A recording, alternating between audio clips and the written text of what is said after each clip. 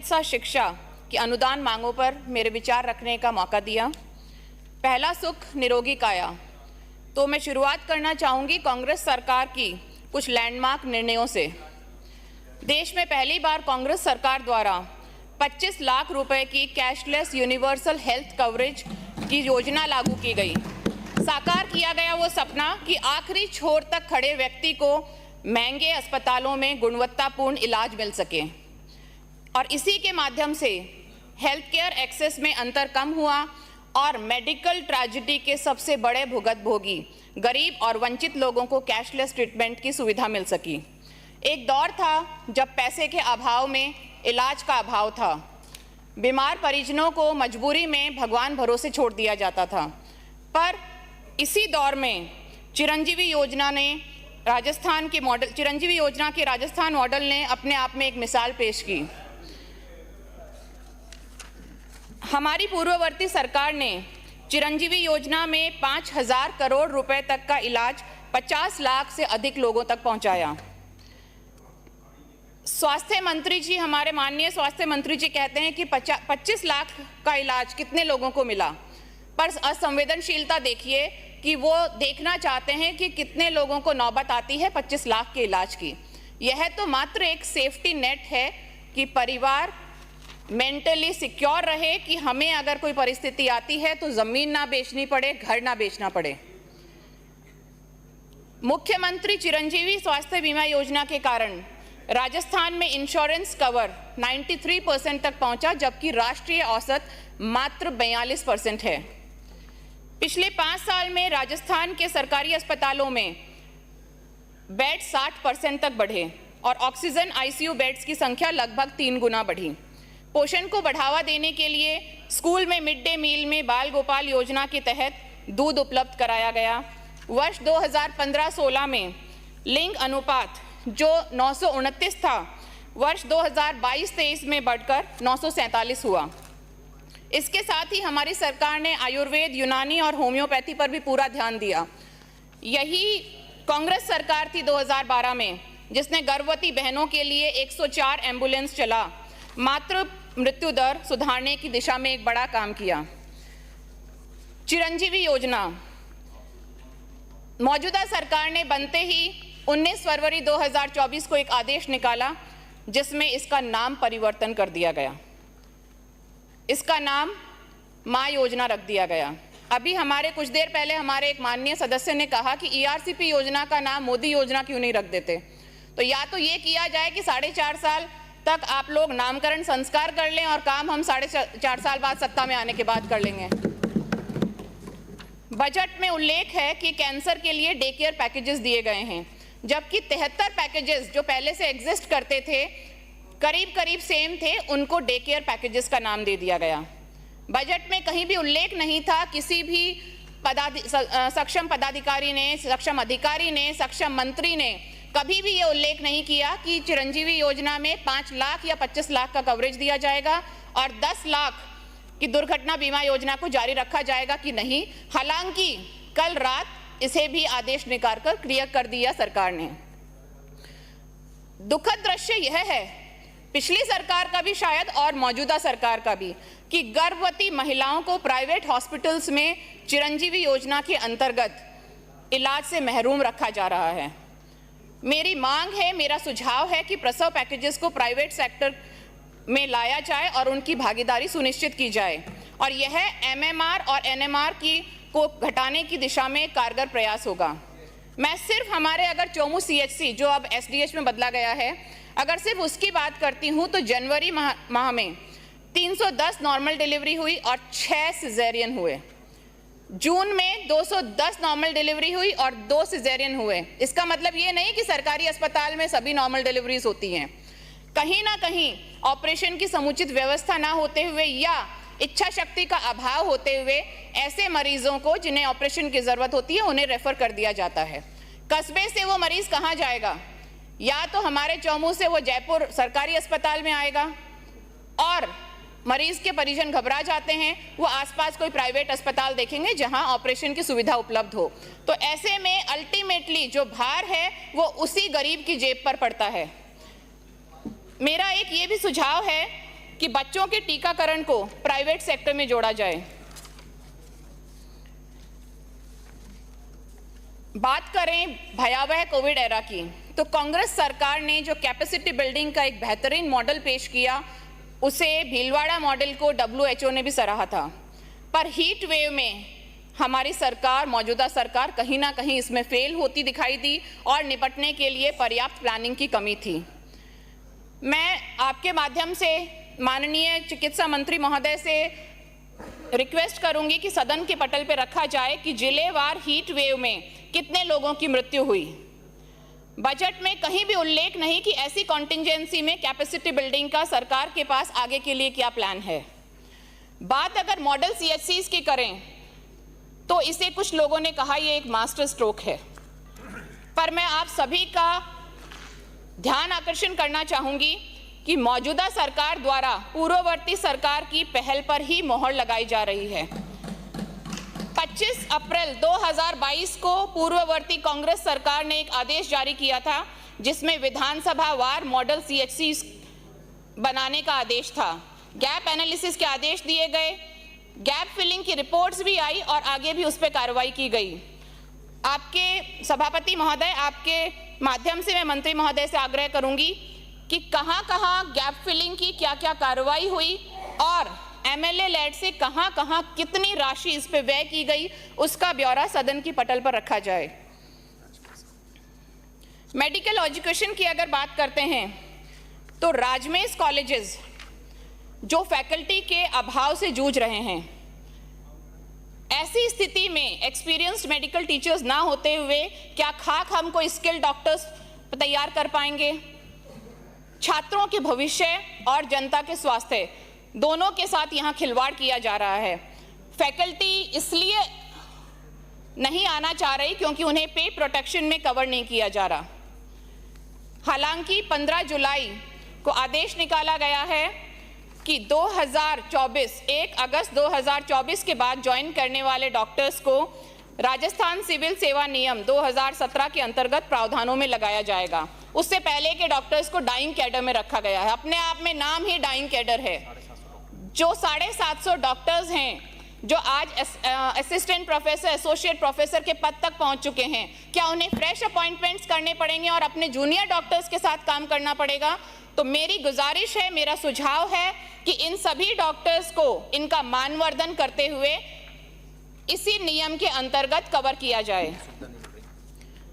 Group 2 medical and health department के जो doctors हैं, उनका लास्ट ग्रेड पे 8,700 रुपये है, जबकि ग्रुप 1 का 10,000 रुपये है।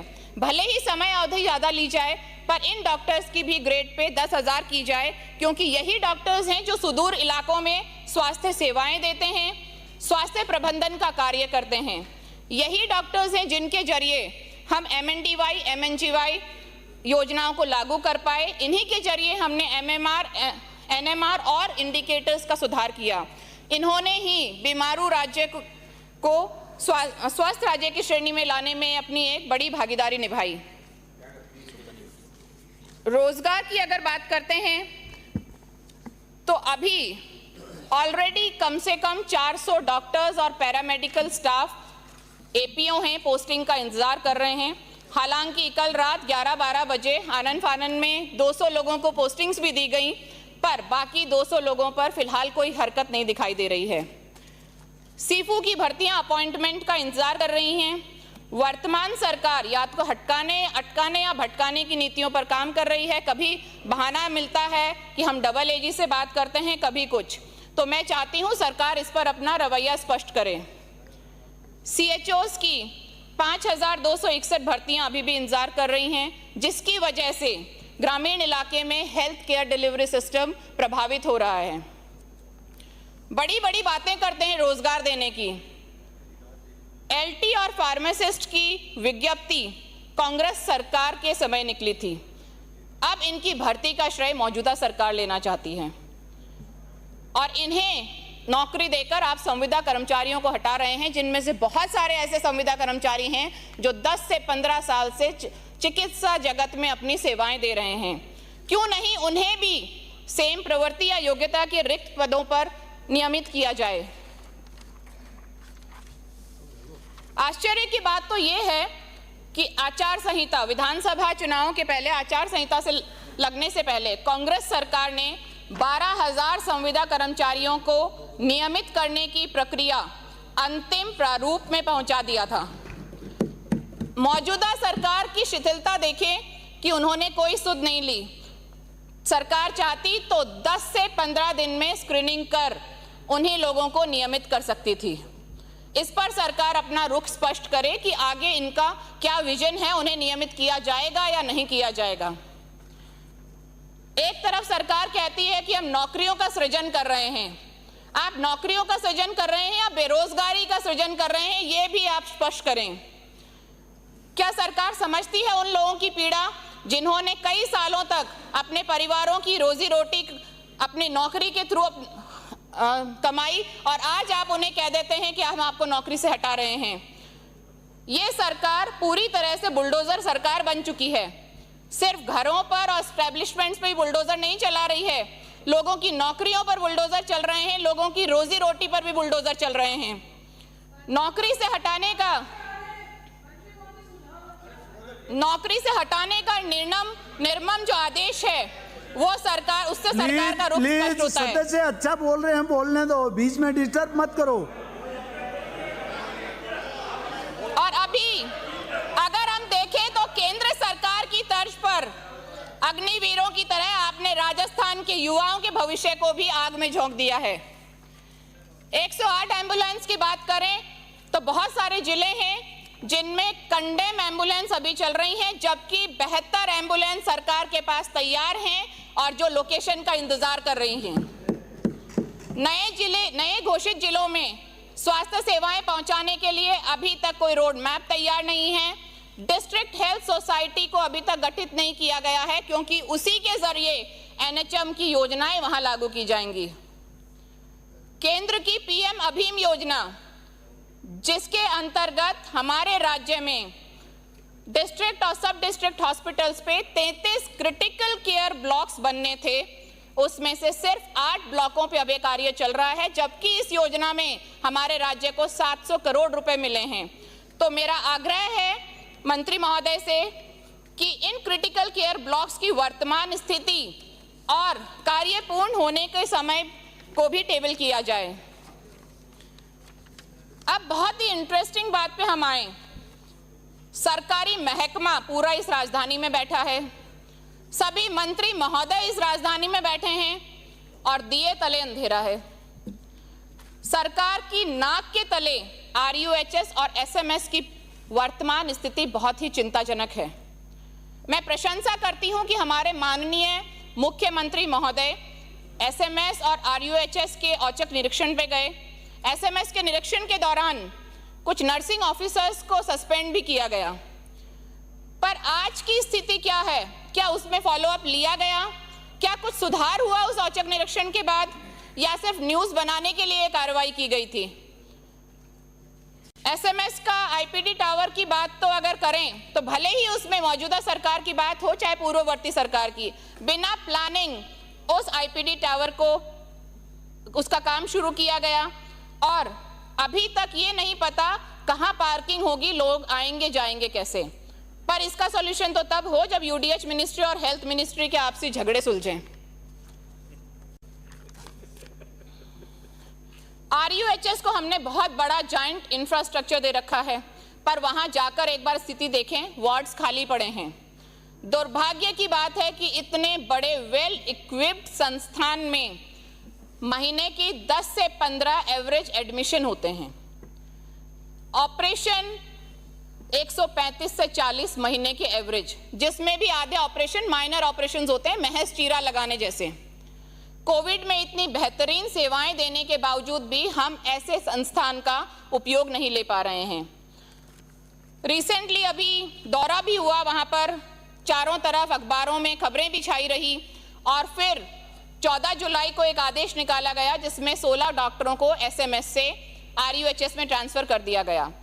पर मेरा मानना है कि इन 16 ट्रांसफर से कोई भी कार्य में सुधार आने की संभावना नहीं है। अगर आपको कार्य में वहां पे सुधार लाना है तो आपको पूरी यूनिट्स वहां पे ट्रांसफर करनी पड़ेंगी।